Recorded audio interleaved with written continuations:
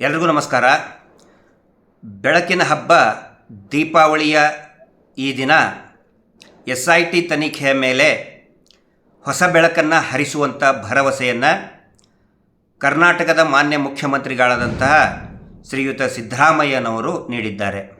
ಇವತ್ತಿನ ದಿವಸ ಕೊಂದವರು ಯಾರು ಅಭಿಯಾನದ ಮಹಿಳಾ ಪ್ರತಿನಿಧಿಗಳು ಮಾನ್ಯ ಮುಖ್ಯಮಂತ್ರಿಗಳಿಗೆ ಭೇಟಿಯಾಗಿ ಶ್ರೀ ಕ್ಷೇತ್ರ ಧರ್ಮಸ್ಥಳದಲ್ಲಿ ಅನೇಕ ದಶಕಗಳಿಂದ ನಿರಂತರವಾಗಿ ಅತ್ಯಾಚಾರ, ಕೊಲೆ, ದಬ್ಬಾಳಿಕೆ ಏನು ನಡೀತಾನೆ ಬಂತು,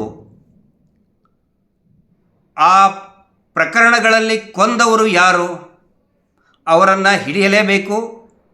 SIT ತನಿಖೆಗೆ ಅವರೆಲ್ಲರನ್ನೂ ಕೂಡ ಒಳಪಡಿಸಲೇಬೇಕು, ಶಿಕ್ಷೆಗೆ ಒಳಪಡಿಸಬೇಕು ಅಂಥೇಳಿ ಒಂದು 10 ಅಂಶಗಳ ಪ್ರಸ್ತಾಪವನ್ನು ಮುಂದೆ ಇಟ್ಟಿದ್ದರು.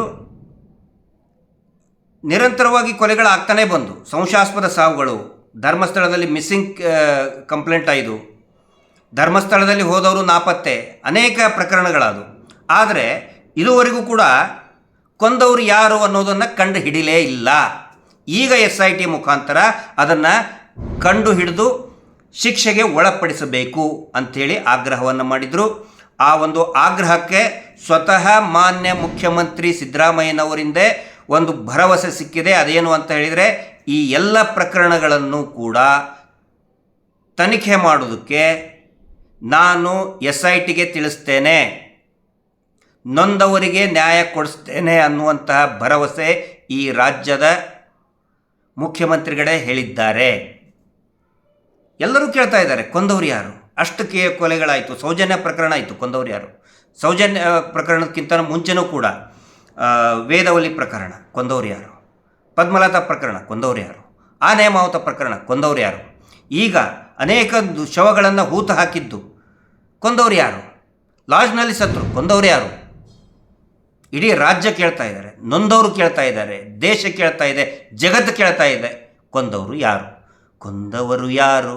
ಕೊಂದವರು ಯಾರು? ಕೊಂದವರು ಯಾರು? ಕೊಂದವರು ಯಾರು? ಇಡೀ ಪ್ರತಿಯೊಬ್ಬ ಈ ಸಮಾಜದ ಕಟ್ಟ ಕಡೆಯ ಸಾಮಾನ್ಯ ವ್ಯಕ್ತಿ ಕೇಳ್ತಾ ಇದ್ದಾನೆ, ಕೊಂದವರು ಯಾರು? ಕೊಂದವರು ಯಾರು ಅಂತ ಎಲ್ರಿಗೂ ಗೊತ್ತಿದೆ, ಪೊಲೀಸರಿಗೂ ಕೂಡ ಗೊತ್ತಿದೆ. ಆದರೆ ಇದುವರೆಗೂ ಕೂಡ ಕೊಂದವರನ್ನು ಹಿಡಿದು ಹಾಕುವಂಥವರು ಯಾರೂ ಹುಟ್ಟಿದ್ದಿಲ್ಲ. ಈಗ ಹುಟ್ಟಿಕೊಂಡಿದೆ. ಅದರ ಹೆಸರು ಧರ್ಮಸ್ಥಳ ಪ್ರಕರಣಗಳು SIT ತಂಡ, ಸ್ಪೆಷಲ್ ಇನ್ವೆಸ್ಟಿಗೇಷನ್ ಟೀಮ್. ಹೀಗಾಗಿ ಆ SIT ಟೀಮ್ ಕೊಂದವರು ಯಾರು ಅವರನ್ನು ಹಿಡಿಬಾರ್ದು ಅಂಥೇಳಿ ಕೆಲವು ದಿನಗಳ ಹಿಂದೆ ಕೊಂದವರ ಪ್ರತಿನಿಧಿಗಳು ಕೊಂದವರನ್ನು ರಕ್ಷಣೆ ಮಾಡೋದಕ್ಕೆ ಧರ್ಮ ರಕ್ಷಣೆಯ ಸೋಗನ್ನು ಹಾಕಿಕೊಂಡು ಆ ಕೊಂದವರ ಪ್ರತಿನಿಧಿಗಳು ಒಂದು ಹೇಳಿಕೆಯನ್ನು ಕೊಟ್ಟಿದ್ದರು. ನೀವೆಲ್ಲ ಕೇಳಿರ್ತೀರಿ. ಅದರ ಅರ್ಧ ವರದಿ ಬಂತು, ನಾವು ನಿರಾಳ ಆಗಿಬಿಟ್ಟೆವು, ನೀರು ಹರಿದು ಬಿಟ್ಟಿತು, ನೀರು ಹರಿದು ಬಂದಿತು, ಅವರಿಗೆ ಅರ್ಧ ವರದಿ ಬಂತು ಅಂತ ಹೇಳಿ SITಯನ್ನು ನಿಲ್ಲಿಸೋಕ್ಕೆ ಹೊರಟಂತಹ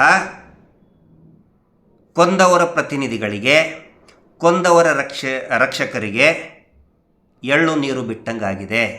ಯಾಕಂತ ಹೇಳಿದರೆ SIT ನಿಲ್ಲುವುದಿಲ್ಲ, ನಿಷ್ಪಕ್ಷಪಾತವಾಗಿ ತನಿಖೆಯನ್ನು ಮಾಡಬೇಕು, ಎಲ್ಲ ಪ್ರಕರಣಗಳನ್ನು ಒಳಗೊಂಡು ತನಿಖೆ ಮಾಡಬೇಕು ಅನ್ನುವಂತಹ ಕೊಂದವರು ಯಾರು ನಿಯೋಗಕ್ಕೆ ಸ್ವತಃ ಮಾನ್ಯ ಮುಖ್ಯಮಂತ್ರಿಗಳು ಭರವಸೆಯನ್ನು ಕೊಟ್ಟಿದ್ದಾರೆ. SIT ಮೂಲಕ ಎಲ್ಲವನ್ನು ಕೂಡ ತನಿಖೆ ಮಾಡಿಸ್ತೀನಿ ಅಂತ ಹೇಳಿದ್ದಾರೆ. ನೀವು ನಿರಾಳವಾಗಿ ಇರ್ರಿ ಅಂತ ಹೇಳಿದ್ದಾರೆ. ಆದರೆ ಅರ್ಧ ವರದಿ ಬಂತು, ನಾವು ನಿರಾಳವಾಗಿ ಬಿಟ್ಟೆವು ಅಂತ ಹೇಳಿದವರಿಗೆ, ನಿರಾಳವಾಗಿ ಇರುವಂಥವರಿಗೆ ಈಗ ಕರಾಳ ಆಗಿಬಿಟ್ಟಿದ್ದಾರೆ. ಈಗ ಕೊಂದವರು ಯಾರು, ಅದರ ಜೊತೆಗೆ ನೊಂದವರು ಯಾರು?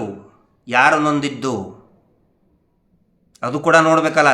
ನೊಂದವರು ಶ್ರೀ ಕ್ಷೇತ್ರ ಧರ್ಮಸ್ಥಳದ ಸದ್ಭಕ್ತರು, ಹಿಂದೂ ಭಕ್ತರು. ಆ ಭಕ್ತ ಕುಟುಂಬಗಳಿಗೆ, ಆ ಸತ್ತಂತಹ ಹಿಂದೂಗಳಿಗೆ ನ್ಯಾಯ ಸಿಗಲಿ ಅಂತ ಆಗ್ರಹ ಮಾಡಿದರೆ, ಹೋರಾಟ ಮಾಡಿದರೆ ಅವರಿಗೆ ಇವರು ನಾಸ್ತಿಕರು, ದೇವರನ್ನೇ ನಂಬಲ್ಲ, ಷಡ್ಯಂತ್ರ ಮಾಡ್ತಾ ಇದ್ದಾರೆ, ಹಿಂದೂ ದೇವಸ್ಥಾನದ ವಿರುದ್ಧ ಷಡ್ಯಂತ್ರ ಮಾಡ್ತಾ ಇದ್ದಾರೆ, ಧರ್ಮದ ವಿರುದ್ಧ ಷಡ್ಯಂತ್ರ ಮಾಡ್ತಾ ಇದ್ದಾರೆ, ಧರ್ಮಕ್ಕೆ ಅಪಮಾನ ಮಾಡ್ತಾ ಇದ್ದಾರೆ. ನೊಂದವರು ಯಾರು? ಶ್ರೀ ಕ್ಷೇತ್ರ ಧರ್ಮಸ್ಥಳದ ಭಕ್ತರೇ. ಸೌಜನ್ಯಾಳು ಕೂಡ ಹೌದು, ವೇದವಲ್ಲಿನೂ ಕೂಡ ಹೌದು. ಈಗ ನೂರಾರು ಈಗ ಶವಗಳು ಈಗ ಹೂತು ಹಾಕಿದ ಪ್ರಕರಣದಲ್ಲಿ ಬಂಗಲೆಗುಟ್ಟಿಯಲ್ಲಿ ಸಿಕ್ಕಿದೆ, ಇನ್ನೂ ಸಿಗ್ತಾ ಇದೆ, ಇನ್ನೂ ಸಿಗುವಂಥ ಭರವಸೆ ಇದೆ. ಗೊತ್ತಿದೆ ಎಲ್ರಿಗೂ ಕೂಡ ಅಲ್ಲಿ ಹೂತು ಹಾಕಿದ್ದಾರೆ, ನೂರಾರು ಹೂತು ಹಾಕಿದ್ದಾರೆ ಅಂಥೇಳಿ. ಅವರೆಲ್ಲರೂ ಕೂಡ ನೊಂದವರು ಹಿಂದೂಗಳೇ.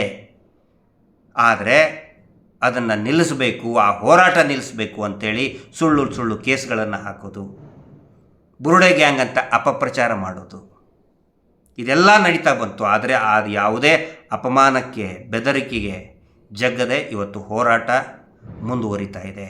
ಯಾಕಂತ ಹೇಳಿದರೆ ನ್ಯಾಯದ ಬೆಳಕನ್ನು ನಾವೆಲ್ಲರೂ ನೋಡಬೇಕು. ಪ್ರತಿಯೊಬ್ಬ ನೊಂದವರಿಗೂ ಕೂಡ ನ್ಯಾಯದ ಬೆಳಕು ಸಿಗಲೇಬೇಕು. ಧರ್ಮಸ್ಥಳ ದೌರ್ಜನ್ಯ ವಿರೋಧಿಕೆಯಿಂದ ಅನೇಕ ಹೋರಾಟದ ಸಭೆಗಳು ನಡೀತಾ ಇದೆ. ಸೌಜನ್ಯಾಳಿಗೆ ನ್ಯಾಯ ಸಿಗಲಿ ಅಂಥೇಳಿ ಇವತ್ತು ಗ್ರಾಮಗಳಲ್ಲಿ ಸಭೆಗಳು ನಡೀತಾ ಇದೆ. ಮೀಟರ್ ಬಡ್ಡಿ ದಂಧೆ, ಈ ಧರ್ಮಸ್ಥಳದ ಹೆಸರಿನಲ್ಲಿ ಮೀಟರ್ ಬಡ್ಡಿ ದಂಧೆಯಿಂದ ಇವತ್ತು 62 ಲಕ್ಷ ಜನ, ರಾಜ್ಯದಲ್ಲಿ 62 ಲಕ್ಷ ಜನ ಪ್ರತಿ ವಾರ ನೊಂದ್ಕೊಳ್ತಾ ಇದ್ದಾರೆ. ಹಿಂಸೆಯಿಂದ ತಾಳಲಾರದೆ ಆತ್ಮಹತ್ಯೆ ಮಾಡಿಕೊಂಡಿದ್ದಾರೆ, ಊರು ಬಿಟ್ಟು ಹೋಗಿದ್ದಾರೆ. ಅವರೆಲ್ಲರಿಗೂ ಕೂಡ ನ್ಯಾಯ ಸಿಗಬೇಕು. ಇದರಿಂದ ಮಾನ್ಯ ಸಿದ್ದರಾಮಯ್ಯನವರು ಅವರ ಹೆಸರನ್ನು ಬರುವಂತಹ ಅನೇಕ ತಲೆಮಾರುಗಳು ಕೂಡ ಸಿದ್ದರಾಮಯ್ಯನವರನ್ನು ನೆನೆಸ್ಕೊಳ್ತಾರೆ, ಹೆಮ್ಮೆಯಿಂದ ನೆನೆಸ್ಕೊಳ್ತಾರೆ. ಯಾವ ರೀತಿ ನಾವು ದಿವಂಗತ ದೇವರಾಜ ಅರಸು ಅವರನ್ನು ನೆನೆಸ್ಕೊಳ್ತೀವಿ, ಯಾವ ರೀತಿ ದಿವಂಗತ ಅಟಲ್ ಬಿಹಾರಿ ವಾಜಪೇಯಿ ಅವ್ರನ್ನ ನಾವು ನೆನೆಸ್ಕೊಳ್ತೀವಿ, ಬಾಬು ಜಗಜೀವನ್ ರಾಮ್ ಅವ್ರನ್ನ ನೆನೆಸ್ಕೊಳ್ತೀವಿ, ಬಾಬಾ ಸಾಹೇಬ್ ಅಂಬೇಡ್ಕರ್ ಅವ್ರನ್ನ ನೆನೆಸ್ಕೊಳ್ತೀವಿ. ಅವರು ತೆಗೆದುಕೊಂಡಂಥ ದಿಟ್ಟು ನಿಲುವುಗಳಿಂದ ಅದೇ ರೀತಿಯಾಗಿ SIT ಸಮಗ್ರವಾಗಿ ತನಿಖೆ ಮಾಡಿದರೆ, ಕೊಂದವರಿಗೆ ಶಿಕ್ಷೆಯನ್ನು ಕೊಡಿಸಿದರೆ ಸಿದ್ದರಾಮಯ್ಯನವರನ್ನು, SITಯನ್ನು ಬರುವಂತಹ ಅನೇಕ ತಲೆಮಾರುಗಳು ನೆನೆಸ್ಕೊಳ್ತವೆ. ಹೀಗಾಗಿ ಇವತ್ತಿನ ದಿನ, ಈ ದೀಪಾವಳಿ ಹಬ್ಬದ ದಿನ, SIT ಅಧಿಕಾರಿಗಳಿರ್ಬೋದು, SITಯಲ್ಲಿ ಕಾರ್ಯನಿರ್ವಹಿಸ್ತಕ್ಕಂಥ ಎಲ್ಲ ಸಿಬ್ಬಂದಿಗಳು ಅನೇಕ ರಾಜಕೀಯ ಒತ್ತಡವನ್ನು ಮೆಟ್ಟಿ ನಿಂತು, ಯಾವುದೇ ರಾಜಕೀಯ ಆ ಒತ್ತಡಕ್ಕೆ ತಲೆಬಾಗದೆ, ಸುಳ್ಳು ಸುದ್ದಿಗಳಿಗೆ ತಲೆ ಕೆಡಿಸ್ಕೊಳ್ಳಾರ್ದೇ, ಎಂಥ ಕಷ್ಟಗಳಿದ್ದರೂ ಕೂಡ, ಅಡೆತಡೆಗಳಿದ್ದರೂ ಕೂಡ ತನಿಖೆಯನ್ನು ಮುಂದುವರಿಸಿದ್ದಾರೆ. ದೀಪಾವಳಿ ಹಬ್ಬ ಅವರಿಗೆ, ಅವರ ಕುಟುಂಬದ ಎಲ್ಲರಿಗೂ ಕೂಡ ಶುಭವನ್ನು ತರಲಿ, ಯಶಸ್ಸನ್ನು ತರಲಿ, ಒಳ್ಳೆಯ ಆರೋಗ್ಯವನ್ನು ಕೊಡಲಿ ಅಂತ ನಾನು ಪ್ರಾರ್ಥನೆ ಮಾಡ್ಕೊಳ್ತಾ ಇದ್ದೇನೆ. ಅದೇ ರೀತಿ ಸೌಜನ್ಯ ನ್ಯಾಯಪರ ಹೋರಾಟಕ್ಕೆ ನಿಂತಹ ಎಲ್ಲರಿಗೂ ಕೂಡ, ಎಲ್ಲ ಹೋರಾಟಗಾರರಿಗೆ ಮಹೇಶ್ ಶೆಟ್ಟಿ ತಿಮರೋಡಿ ಅವರ ವತಿಯಿಂದ, ಇಡೀ ನಮ್ಮ ಸೌಜನ್ಯ ಹೋರಾಟ ಸಮಿತಿಯಿಂದ ಯಾವ್ಯಾವ ಸಂಘಟನೆಗಳು ಹೋರಾಟಕ್ಕಿಳಿದಿದೆ ಅವರೆಲ್ಲರಿಗೂ ಕೂಡ ಶುಭವನ್ನು ಕೋರ್ತೇನೆ. ನ್ಯಾಯದ ಬೆಳಕು ಸಿಗಲೇಬೇಕಲ್ವ. ಅನೇಕ ದಶಕಗಳಿಂದ ಈ ನ್ಯಾಯದ ಬೆಳಕು ಅನ್ನೋದು ಮರೀಚಿಕೆಯಾಗಿತ್ತು. ಈಗ ಒಂದು ಹೊಸ ಭರವಸೆ ಮೂಡಿದೆ. SITಯಿಂದ ಹೊಸ ಒಂದು ಬೆಳಕನ್ನು ಕಾಣುವಂಥ ನಿರೀಕ್ಷೆಯಲ್ಲಿ ನಾವಿದ್ದೇವೆ. ಎಲ್ರಿಗೂ ಶುಭವಾಗಲಿ. Wish you happy Deepavali. Justice for Soujanya. ನಮಸ್ತೆ.